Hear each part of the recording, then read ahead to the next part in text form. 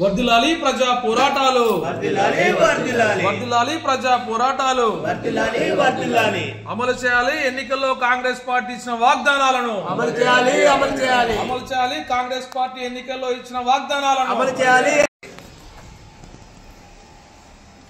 ముఖ్యంగా పాత్రికేయులందరికీ నమస్కారాలు. ఈరోజు సిపిఎం పార్టీ జిల్లా కమిటీ ఆధ్వర్యంలో ప్రెస్ మీట్ నిర్వహించడం జరుగుతుంది.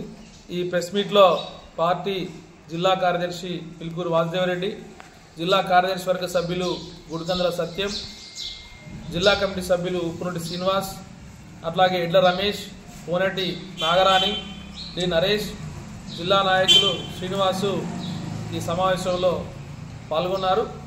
ముఖ్యంగా ఈ నెల 25 నుండి 28వ తేదీ వరకు సంగారెడ్డి జిల్లా కేంద్రంలో సిపిఎం పార్టీ 4వ రాష్ట్ర మహాసభలు అత్యంత ఉత్సాహపూరిత వాతావరణంలో నూతన ఉత్తేజంతో ఈ మహాసభలు జరిగాయి.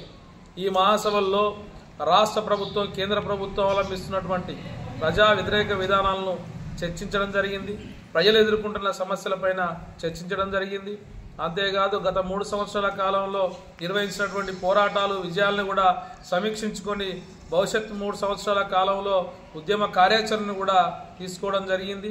ఈ మహాసభల్లో నూతన నాయకత్వాన్ని ఎన్నుకోవడం జరిగింది. అంతేకాదు ఈ రాష్ట్ర ప్రజలకు సంబంధించినటువంటి 49 తీర్మానాలను కూడా ఈ మహాసభలో ఆమోదించడం జరిగింది. వాటి అమలు కోసం కూడా ఈ 3 సంవత్సరాల కాలంలో పార్టీ తీవ్రమైనటువంటి ఆందోళన పోరాటాలు కూడా నిర్వహిస్తుంది. ఈ జిల్లాలో ఎదుర్కొన్నటువంటి సమస్యలపైన కూడా మహాసభలో చర్చించడం జరిగింది. ముఖ్యంగా జిల్లాలో ఈఎస్ఐ ఆసుపత్రి ఏర్పాటు చేయాలని చెప్పేసి, కరీంనగర్ మనోహరాబాద్ రైల్వే లైను, కరీంనగర్ అట్లాగే కాజీపేట రైల్వే లైన్ను త్వరితగతిన పూర్తి చేయాలని చెప్పేసి, ట్రిపుల్-ఐటీని ఈ జిల్లాలో ఏర్పాటు చేయాలని, గతంలో ట్రిపుల్-ఐటీ మంజూరైనప్పటికీ కూడా పాలకుల నిర్లక్ష్యంతో అది రాయచూరుకు తరలి వెళ్ళింది.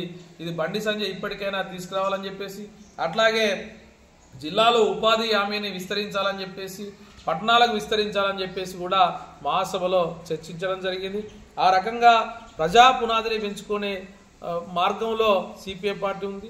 ప్రజాక్షేత్రంలో ఒక ప్రత్యామ్నాయ రాజకీయ శక్తిగా ఎదిగేందుకు ఈ 3 సంవత్సరాల కాలంలో క్షేత్రస్థాయి నుండి కూడా ఆ రకమైనటువంటి పోరాటాలు నిర్వహిస్తామని చెప్పేసి, గత ఎన్నికలకు ముందు కాంగ్రెస్ పార్టీ ఇచ్చినటువంటి వాగ్దానాలను కూడా అమలు చేయాలని చెప్పేసి సిపిఎం పార్టీ డిమాండ్ చేస్తూ ఉంది.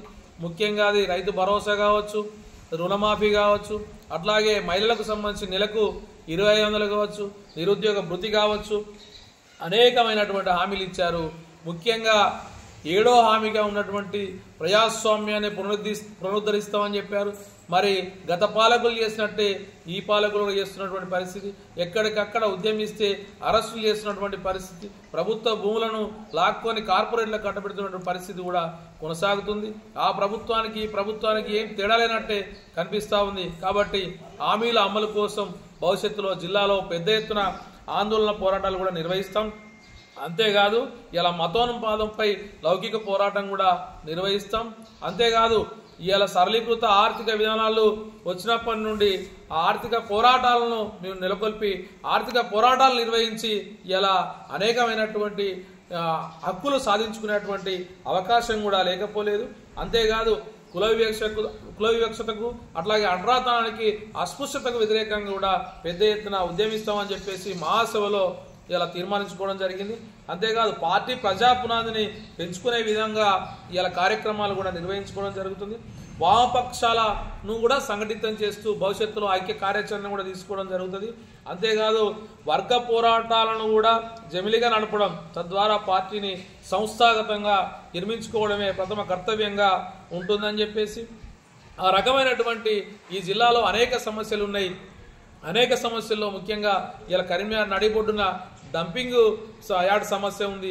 అది ప్రజలు చాలా ఇబ్బందులు పడుతున్నారు, అనారోగ్యానికి గురవుతున్నారు.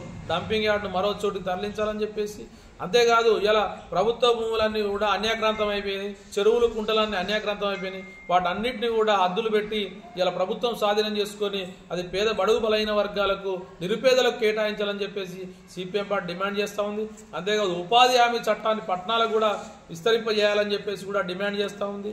ఈ సమస్యల ప్రజా సమస్యల పరిష్కారం కోసం ఒక రాజీ లేనటువంటి పోరాటాలు ఈ జిల్లాలో కూడా ఒక బలమైనటువంటి ఉద్యమాలు నిర్మాణం చేస్తామని చెప్పేసి ఈ సందర్భంగా తెలియజేస్తున్నాం.